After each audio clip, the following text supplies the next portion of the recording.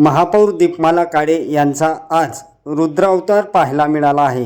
गेल्या काही दिवसापासून जळगाव शहरातील महापौर दीपमाला काळे यांनी अतिक्रमणावर अनेक ठिकाणी कारवाई सुरू असताना आज अचानक स्टेडियम परिसरातील मुख्य रस्त्यावर असलेल्या अतिक्रमणावर हातोडा मारला आहे।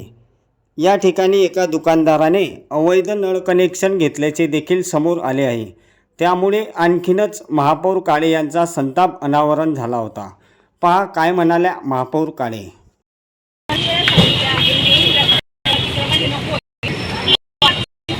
संध्याकाळी बसतात मॅडम, ते संध्याकाळी बसतात आपल्याकडे मॅन पॉवर कमी संध्याकाळी का रात्री एका पुढे मला एकही माणूस नसल्याला तुम्ही सगळं सस्पेंड व्हा।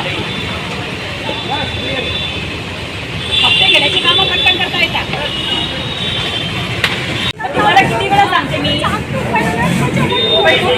व्यवसाय करायला तुम्ही संध्याकाळी व्यवसाय करत असताना आपल्याकडे जे नागरिक येतात ते गाड्या लावतात, गाड्या लावून पार्किंग किती त्रास होतो पूर्ण बरोबर काळजी घेतली। चाक तुटला होता ना त्याच्यामुळे मी लावते बघते मी काय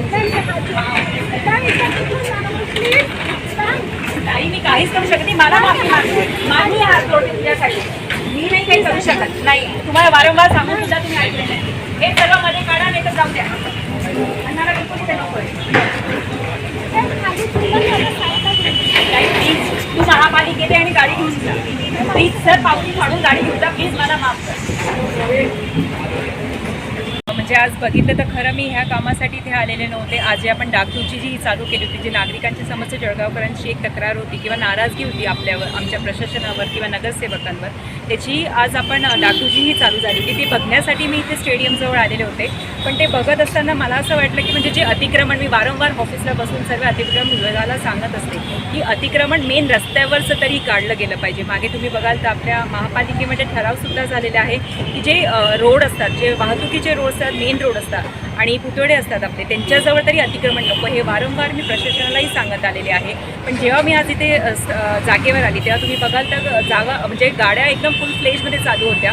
त्यांना वारंवार सांगूनसुद्धा ते अतिक्रमण करत असतात। म्हणजे आमचा व्यवसाय बंद करणं हा उद्देश नाही आहे, पण त्यांना किती वेळा सांगितले की रस्त्यावर व्यवसाय करू नका। कारण की तुम्ही बघाल व्यवसाय करत असताना पूर्वी त्यांनी जागा म्हणजे एक छोटा जागासुद्धा नाही, पुरं त्यांनी मोठं त्यांचं एक साम्राज्यासारखं तिथे मांडलेलं असतं। आणि इथल्या नागरिकांची नेहमी, मला स्टेडियम कॉम्प्लेक्सचे जे दुकानधारक आहे त्यांची नेहमी कंप्लेंट होती की आमच्यावर जेव्हा ही कारवाई केली जाते, आम्ही जेव्हा तिथे बोलवतो किंवा तुम्ही कारवाई करून जातात, इथलेच जे लोक असतात, हॉकर्स असतात, त्यांच्यावर जाऊन दादागिरी करतात।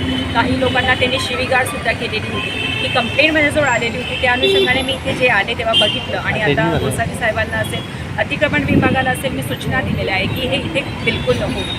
2 वेळा कारवाई इथून झालेली आहे, पुन्हा वारंवार हे हॉकर सर्व इथे बसतात। स्टेडियमची तुम्ही जी बाहेरचे बघाल तर सर्व चायनीजचं पावभाजीने त्यांचे सिलेंडरसुद्धा तिथे ठेवलेले असतात। दुकानदारांसाठी किती हानिकारक आहे। मागे तिथे नागरिक सांगत आहे की तिथे एका स्फोटमध्ये कुकरसुद्धा फुटलेलं होतं। म्हणजे अक्षरशः रोडवर त्यांचं सर्व गॅस सिलेंडर्स वगैरे ठेवलेले आहे। स्वतःची काळजी तर नाहीच आहे, पण इतर आजूबाजूची नागरिकांचीही काळजी नाही आहे। ते गटरी तुम्ही बघाल तर इतक्या तुंबलेले आहे, त्यांचे जे प्लॅस्टिक आहे ते त्यांनी त्यात टाकलेलं आहे। आता मी तसं सूचना आरोग्य विभागालाही केलेलं आहे, उद्या येऊन ते सूचना क्लिअर करणार आहे। म्हणजे व्यवसाय करत असताना एक तुम्हाला योग्य जागा देण्यासाठी मी महापौर म्हणून मला माहिती आहे, माझी ती जबाबदारी आहे। पण सर्व हॉकर्सना माझी विनंती आहे की मेन रोडवर तरी तुम्ही प्लीज बसू नका।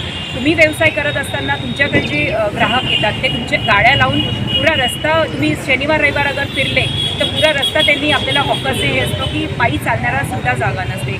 तर प्लीज माझी सर्व हॉकर्सला विनंती आहे, जागा शोधण्यासाठी आम्ही जागा तुमच्यासाठी शोधतच आहोत, पण प्लीज तुम्ही इथे बसू नका। आणि पुन्हा मी आता जी जागा खाली करून घेतली आहे तिथे पुन्हा हॉकर्स बसणं आणि याची काळजी प्रशासनाने घेतली नाही तर कडक कारवाई मी त्यांच्या प्रशासनावर करणार आहे। पाहणी करत असताना एक नळ कनेक्शन मला तिथे सापडलेलं आहे। मी पाणी विभागालाही इथे बोलवून घेतलेलं आहे, त्याची ती चौकशी करणार आहे की ते नळ कनेक्शन कोणाचं आहे, काय आहे। रितसर ते कनेक्शन असेल तर तिथे ठेवलं जाईल, नाही तर ते कनेक्शन म्हणजे विदाऊट परमिशन वगैरे घेतलं गेलं असेल तर ते कनेक्शन तिथून काढलं जाणार आहे। माझा सरांशी विषय झाला होता, आम्ही काल परवा तिथेही व्हिजिट करणार होतो, पण काही कारणामुळे तिथे जाऊ नाही शकले।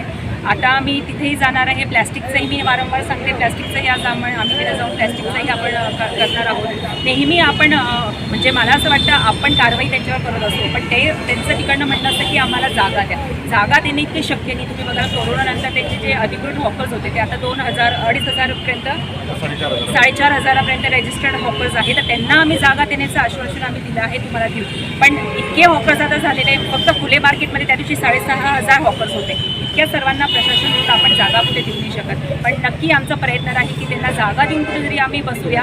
तोपर्यंत तिथे फुले मार्केटमध्ये बसण्याची परवानगी आम्ही प्रशासन म्हणून त्यांना देणार नाही आहे.